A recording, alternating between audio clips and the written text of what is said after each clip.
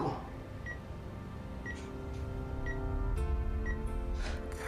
Namatay na lang ako. Dad, don't say that.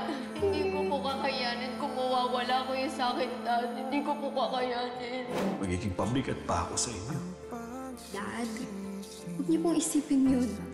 You'll never be a burden to me. Tsaka I don't really mind taking care of you, Dad. Remember po, ever since I was a baby, you took good care of me. May plano po ba kayong sabihin sa original family niyo about your situation? Wala na silang pakialam sa akin.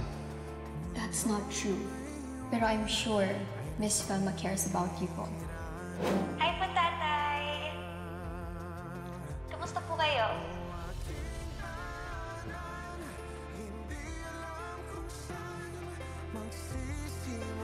Nursing home na lang muna ako. Dad, ayoko po. Ayoko po. Hindi ko mapapagod. Gagawin ko po ang lahat para mauwi kayo sa Pilipinas. Dad, di ba po I made a promise last time? You're finally going home. Let's go na po. Dad, she's here.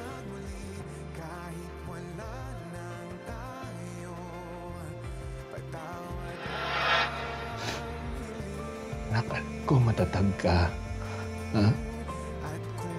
Tsaka alam ko malalagpasan mo to. Iba ka gaya lang nung dati. Anak, lumaban ka ha.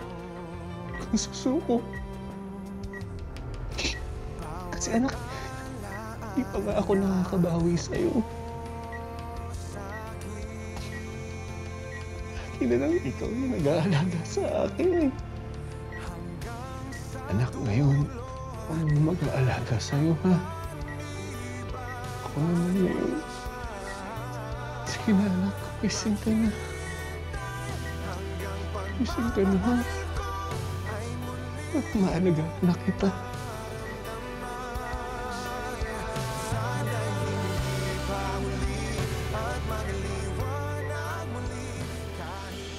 Dapat din yung iniwan si tatay doon kay Hazel. Para saan pang iuwi natin siya?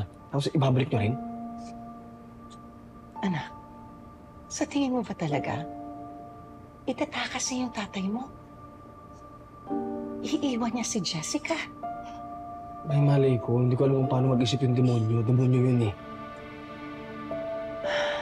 Naintindihan ko naman yung takot mo. Pero anak, hindi iiwan ni Hazel si Jessica. Nanay yun. Ay, demonyo nga eh. Sarili nga niyang anak, sinasaktan niya eh. Tama si kuya na eh. Kaya hindi malabo yung Hazel na yun. Iwan niya yung kapatid namin para kay tatay. Desperada yun eh. Huwag nga kayo mag-isip ng ganyan.